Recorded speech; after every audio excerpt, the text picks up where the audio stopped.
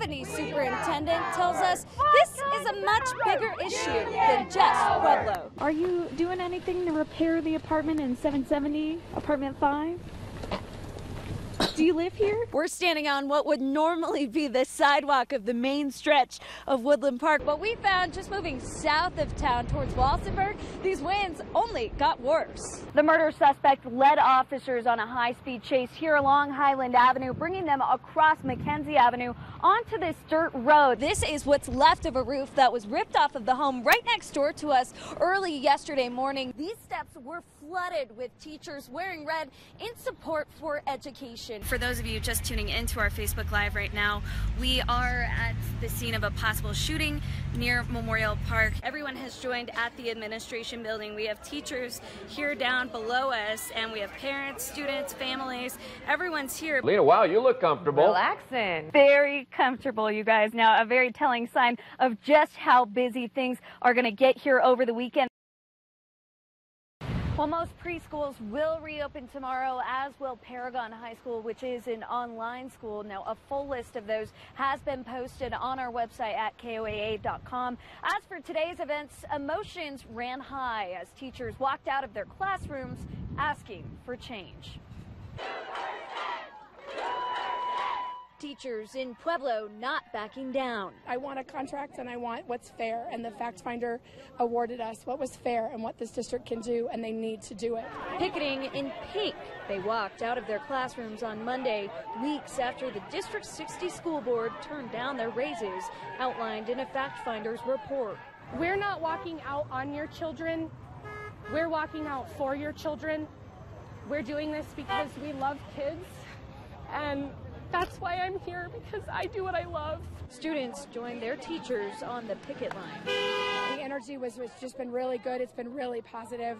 We've just gotten so many honks and waves, and people have dropped off food and coffee and apples to us. I figure the future's at stake.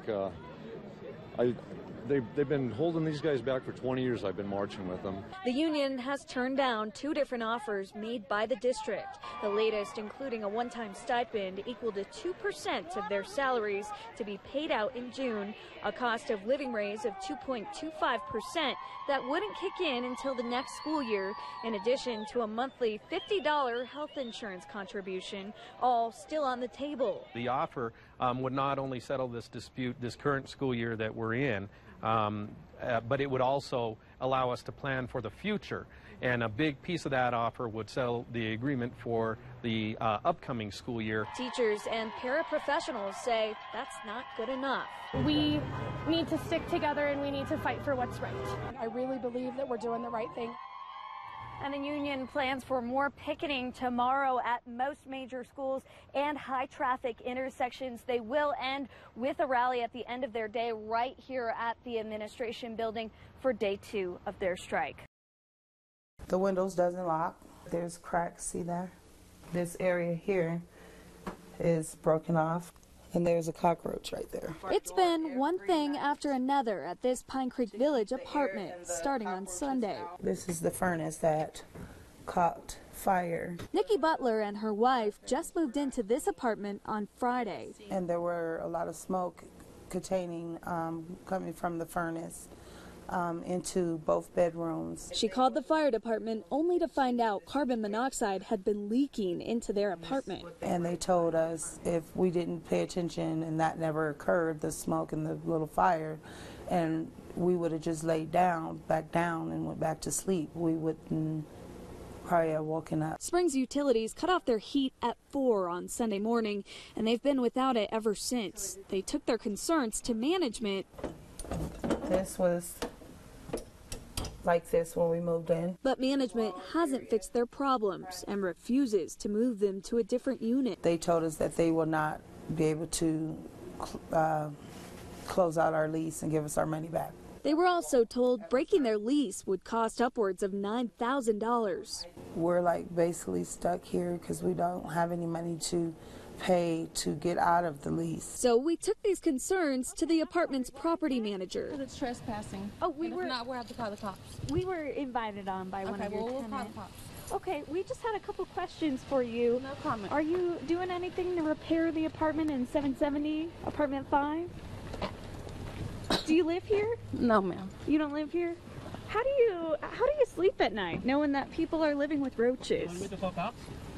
Despite a few more attempts. Excuse me, Ashley, could you come talk to us? We haven't gotten a response back.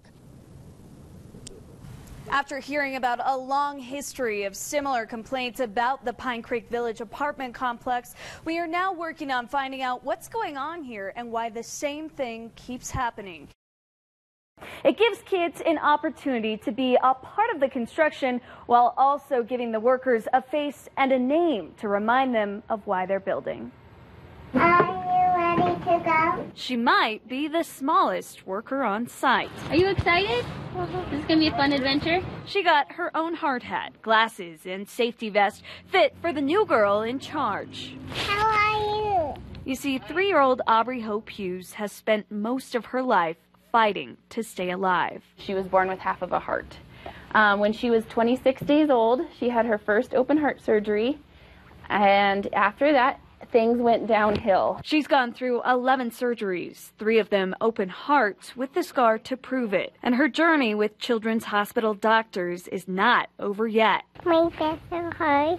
Her mother, Mandy, says she'll eventually need a heart transplant. She's definitely a walking miracle, especially after everything that she's been through. We're just grateful that we get to have her. That's why construction workers at the new Children's Hospital in Colorado Springs are hoping to give her and her family a little break. Can you say hi to Aubrey over the radio? Hey, Aubrey.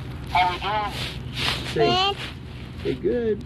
Good. Makes you realize what the important things are in life, and when you see these little ones come through here, it just lifts your heart beyond belief to be able to see the joy in their eyes, even though they're going through such tremendous challenges every day. Her picture and story will remain staked out in the heart of the multi-million-dollar construction project all quarter long to serve as a daily reminder for workers like Dave Kenny. It makes everything we have to do seem that much easier when we know who we're doing it for. See the big red tower with the little box on top of it? That's where Mike's sitting. Oh, look, he's waving at you. Look, can you see him up there? He's waving. Leaving their hearts full at the end of each day. The smiles is why we're here. I mean, that's why we're building this thing, is so we keep smiles like that. A day at the hospital without the doctors, the needles, the hospital gowns. You know, it's actually really neat to come see the guys here who are building it.